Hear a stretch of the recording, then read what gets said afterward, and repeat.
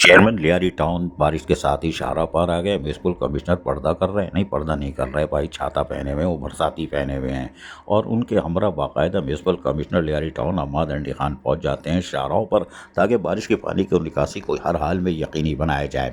اور یہی وجہ ہے بارش کے دوران وہ شاہراہوں پر موجود رہے، جبکہ بلدیاتی افسران بھی ان کے ہمراہ تھے۔ انہوں نے تمام سیوریج سسٹم وغیرہ کی درستگی، بارش کے پانی کی نکاسی کے لیے افرادی قوت کا بھرپور استعمال کیا۔ جہاں جہاں وہ کر سکتے تھے کرے۔ پھر وزیر اعلیٰ کے معاون خصوصی عثمان انگورہ بھی پہنچ جاتے ہیں۔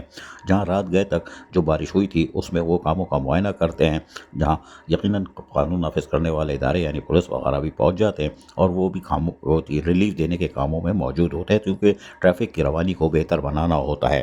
بہرحال میونسپل کمشنر حماد انڈی خان لیاری ٹاؤن اور چیئرمین ناصر کریم لیاری ٹاؤن کے لوگوں کو سہولتوں کی فراہمی کے لیے یقینی طور پر مصروف دکھائی دیتے ہیں، اور یہی وجہ ہے کہ حماد انڈی خان بھی لوگوں سے رابطہ کرتے رہتے ہیں، تاکہ رابطے میں رہیں گے تو مشاورتی عمل بھی رہے گا اور لوگ مطمئن رہیں گے کہ لیاری ٹاؤن کی انتظامیہ ان کے ساتھ کھڑی ہے۔ بہرحال برساتی پانی کی نکاسی کو یقینی بنانے کے ساتھ ساتھ ٹریفک کی روانی کو یعنی سفری سہولتوں کی فراہمی کے دعوے کو درست ثابت کرنے کی ہر ممکن کوشش کرتے رہے، اور اس میں کامیابی بھی ہوتی رہی۔